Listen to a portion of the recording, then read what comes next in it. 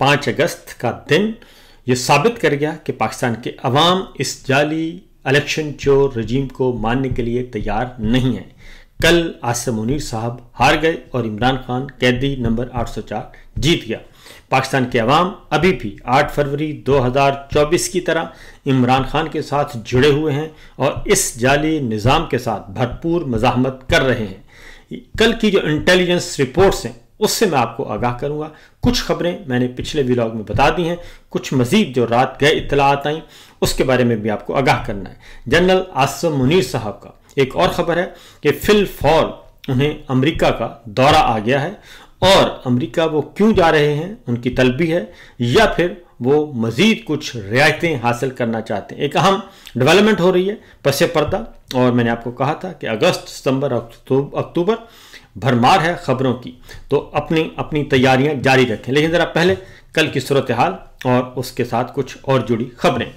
सबसे पहले तो ये कि इस वक्त इलेक्शन चोर रजीम के हाथ पांव फूले हुए हैं जनाब, और इलेक्शन कमीशन ने कल आनन फानन कौमी असम्बली सेनेट के अपोजिशन लीडर्स को नाअहल करार दे दिया और ये हंगामी बुनियादों पर हुक्म हाकम था मरीम साहबा का और नवाज शरीफ साहब का भी ये हुक्म थी, ख्वाहिश थी कि फिल फौर सफाया किया जाए। तो लिहाजा इलेक्शन कमीशन ने हस्ब मामूल कल लीडर ऑफ अपोजिशन कौमी असम्बली उमर अयूब साहब, leader of opposition Shibli Faraz senate और leader of opposition Punjab assembly Ahmad Khan Bhachar समेत तमाम ऐसे अरकान असम्बली जिनको झूठे मुकदमात में सजाएं सुनाई गई थी उनको नाअहल करार दे दिया। उनमें कौन कौन शामिल है? MN राय हैदर अली, हामिद रजा, साहबजादा हामिद रजा, राय हसन नवाज साहब शामिल हैं, अंसर इकबाल, जुनैद अफजल साहब, मोहम्मद मुर्तज़ा इकबाल साहब, ये सब के सब इसमें शामिल हैं। उमर अयूब, शिबली फराज मैंने आपको बता दी और इन नशिस्तों को खाली करार दे दिया गया है। और ये सब कुछ इसलिए किया जा रहा है कि जल्दी जल्दी यहाँ से ज़िमनी इलेक्शन करवाए जाएं, लेकिन अभी हनूस दिल्ली दूरस्त। इसके असरात क्या हो रहे हैं ये इधर से जल्दी जल्दी खबर कर रहे हैं और उधर आलमी ज़राए अबलाग क्या रिपोर्ट कर रहा है वो आपको मैंने ज़रूर बताना है ताकि आपको अंदाज़ा हो सके। फिर इमरान खान साहब के बेटों को वीज़ा देने से इन्होंने कर दिया है इनकार, वीज़ा नहीं दे रहे, उनको नादरा आई कार्ड जारी नहीं कर रहे, सिर्फ इसलिए कि अगर वो आएंगे तो फिर आकर वो अपना भरपूर किरदार अदा करेंगे। उनका आना ही इनके लिए टांगें जो हैं वो कांप रही हैं और इसलिए उनका आना अफोर्ड नहीं कर सकते। पहले इन्होंने धमकियां दी कि गिरफ्तार कर लेंगे, लेकिन गिरफ्तारियों से वो नहीं डरे और अब इन्होंने पासपोर्ट पे वीज़ा लगाने से इनकार कर दिया और नादरा कार्ड जारी करने से इनकार कर दिया और अभी तक कोई जवाब नहीं दिया जा रहा। तो बहरहाल कल का जो एहतजाज जनाब उसके जो मज़ीद इत्तलाआत आई हैं, कराची, हैदराबाद भरपूर किस्म का एहतजाज हुआ और सैकड़ों नहीं हज़ारों कराची के अवाम जो हैं वो गलियों पे, सड़कों पे मौजूद थे और उन्होंने अपना भरपूर किरदार अदा किया। पीपल्स पार्टी और MQM को रात भर यकीनन नींद नहीं आई होगी क्योंकि ये उनके लिए कोई अच्छी खबर नहीं है। MQM के लिए तो पहले ही नहीं थी, लेकिन अब पीपल्स पार्टी को भी कराची में उनका सूरज गुरूब होता हुआ कराची, हैदराबाद, सक्खर और यहाँ तक कि अंदरून सिंध, उमरकोट वगैरह में भी बहुत भरपूर किस्म का एहतजाज हुआ और पाकिस्तान के अवाम, सिंध के अवाम बाहर निकले और अपना हिस्सा डाला। दूसरी जानिब बलूचिस्तान में गैर मामूली तौर पर वहाँ पे रैलियाँ निकली हैं और सैकड़ों, मजमूई तौर पर हज़ारों लोग बलूचिस्तान की सड़कों पे मौजूद थे। और एक गैर मामूली वाक़या है कि बलूचिस्तान में इमरान खान की फॉलोइंग, उनका वोट बैंक बहुत बढ़ चुका है और बलूचिस्तान एक ऐसा इलाका है जो कि इस वक्त शोरश ज़दा है। पिछले कई दिहाइयों से, परवेज़ मुशर्रफ साहब के ज़माने से लेके 25 साल हो गए, वहाँ पे अमन कायम नहीं हो सका और वहाँ पर हाइब्रिड नहीं बल्कि ट्रिपल हाइब्रिड निज़ाम जो है वहाँ कायम है। लेकिन इमरान खान की आवाज़ बलूचिस्तान के दूर दराज इलाकों तक पहुँच चुकी है। ये एक ऐसी खबर है जो यकीनन परेशान कौन है हमारी इस्टेब्लिशमेंट के लिए, क्योंकि वो ये समझते थे कि बलूचिस्तान को उन्होंने मुकम्मल तौर पर एक सिक्योरिटी सूबा बना के अपने कंट्रोल में कर लिया है और वहाँ पे पपेट्स, कठपुतलियाँ ला के बिठा दिए जाते हैं और उनके ज़रिए हुकूमत की जाती है। और वहाँ पे आपको मालूम है कि बलूचिस्तान के जो पाक अफगान बॉर्डर हो या पाक ईरान बॉर्डर, वहाँ पे अरबों डॉलर्स की स्मगलिंग होती है और उसे रोकने वाला कोई नहीं है। तो बहरहाल आगे बढ़ते हैं और ये सारी खबरें जो हैं आलमी ज़राए अबलाग ने कल कैसे दी वो बताता हूँ, लेकिन हमारा जो मीडिया है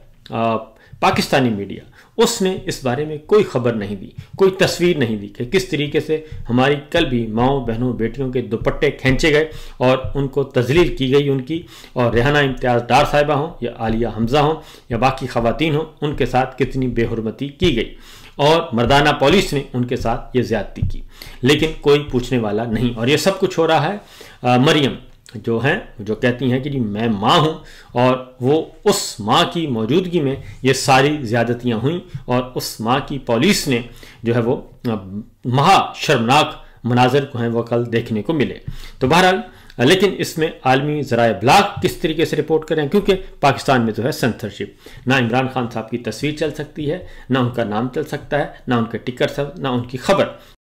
कुछ भी नहीं चल सकता, इजाज़त नहीं है। बादशाह सलामत नाराज़ होते हैं। लिहाजा आलमी ज़राए ब्लाग ने कल के 5 अगस्त के इवेंट को भरपूर तरीके से उसकी कवरेज दी है। वो मगरबी ज़राए ब्लाग हो, वो तुर्किया हो या मिडल ईस्ट के हों, सब के सब ज़राए ब्लाग ने भरपूर तरीके से कवरेज की है और बताया है कि इमरान खान साहब के 2 साला नाहक कैद पे किस तरीके से पाकिस्तान के अवाम, पाकिस्तान में और बैरून मुल्क, पूरी दुनिया में किस तरीके से निकले हैं, और भरपूर एहतजाज उन्होंने कहा है कि हुआ है और सैकड़ों गिरफ्तारियां भी हुई हैं। सबसे पहली जो खबर है वो है अल जज़ीरा की। अल जज़ीरा के हवाले से अल जज़ीरा ने रिपोर्ट किया है बाकायदा तौर पे तस्वीरों के साथ, रेहाना इम्तियाज़ डार साहिबा की, जो पुलिस उनको उठाकर लेकर जा रही है, वो तस्वीर लगाई है और बताया है कि सिर्फ लाहौर में 200 से ज़्यादा गिरफ्तारियां हुई और पंजाब में, पूरे सूबे में सैकड़ों गिरफ्तारियां मजीद हुई, और इसी तरीके से सिंध में भी यही सूरत हाल रही। जबकि कश्मीर में साबिक वज़ीर-ए-आज़म कयूम नियाज़ी साहब को गिरफ्तार किया गया और फिर वहाँ पे जब एहतजाज हुआ तो उनको रिहा किया गया। उसकी वजह ये थी कि 5 अगस्त यौम इस्तेसाल कश्मीर मनाया जाना था, और जो कुछ मकबूजा कश्मीर में मोदी सरकार करती है वही कुछ इस वक्त इस रजीम ने, जाली इलेक्शन चोर रजीम ने पाकिस्तान के आज़ाद कश्मीर के साथ किया और साबिक वज़ीर-ए-आज़म कयूम नियाज़ी साहब को गिरफ्तार किया। और जब ये देखा कि आज तो यौम इस्तेसाल कश्मीर है तो फिर उनको रिहा करना पड़ा। यह है इनकी शर्मनाक हरकतें। अल जज़ीरा ने मुकम्मल तौर पर एक मुफस्सल रिपोर्ट शाया की है और उन्होंने बताया कि इमरान खान के सपोर्टर्स ने पाकिस्तान भर में रैलियां निकाली हैं उनकी 2 साला कैद पे, और भरपूर तरीके से अपनी प्रेजेंस जो है वो जाहिर की है। उसके बाद जो सबसे इम्पोर्टेंट एक और है, सबसे इम्पोर्टेंट है जी, आपको मालूम है कि अमेरिका से एक डेलीगेशन आया था कांग्रेसमैन का, और उनमें एक जो सबसे सीनियर थे वो थे लेफ्टिनेंट जनरल जैक बर्गमैन, और वो अधूरा छोड़ गए थे अपना विजिट, और एक दिन का विजिट करके एक मुलाकात उन्होंने की थी जनरल आसिम मुनीर साहब से, और इमरान खान साहब से मुताल्लिक बात हुई थी, और उसके बाद वो चले गए थे और अमेरिका जाकर उन्होंने फ्री इमरान खान का ट्वीट किया था और उन्हें कहा था कि पाकिस्तान में इंसानी हकूक़ की सूरत हाल जो है वो इंतहाई मखदूश है, सियासी इंतकाम है, जमहूरी आज़ादियाँ नहीं हैं, सियासी आज़ादियाँ नहीं हैं। तो अब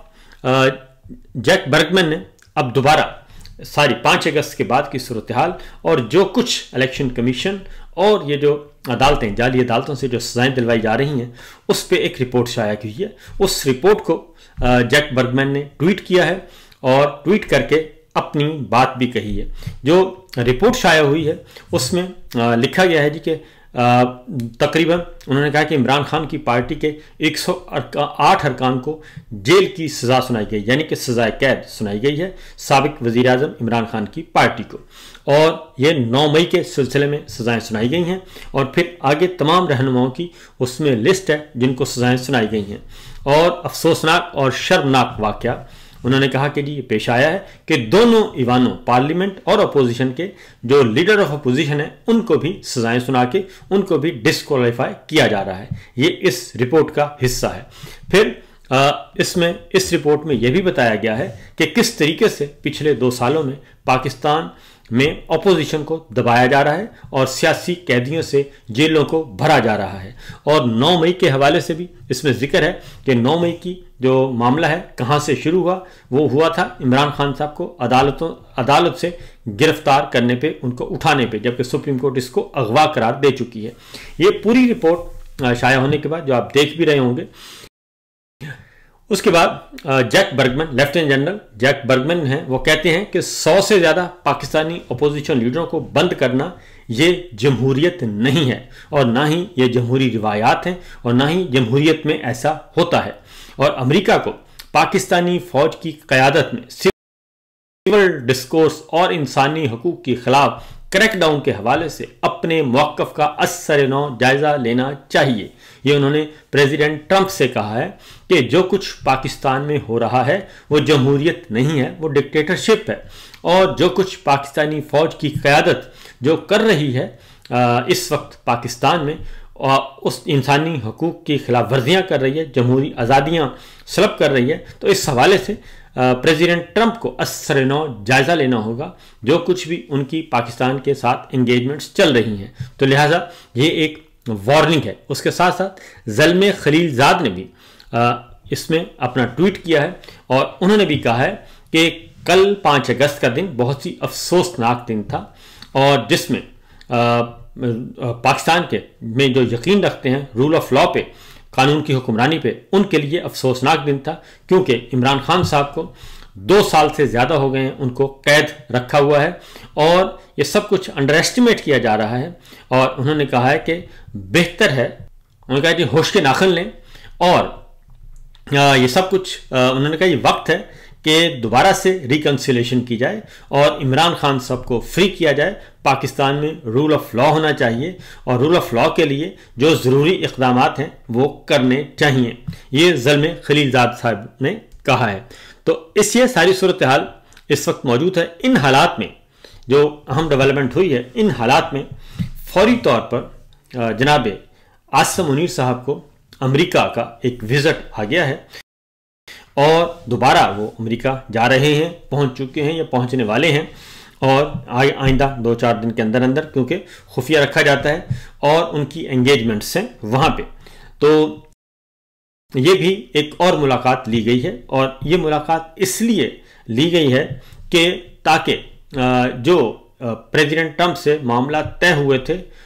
उसके बाद सूरत हाल जो हुई वहाँ पे इमरान खान साहब के साहबजादे गए और उन्होंने अमेरिकी हुकाम से मुलाकातें की। उनके असरात जो हैं वो पहुँचे हुए हैं पाकिस्तान में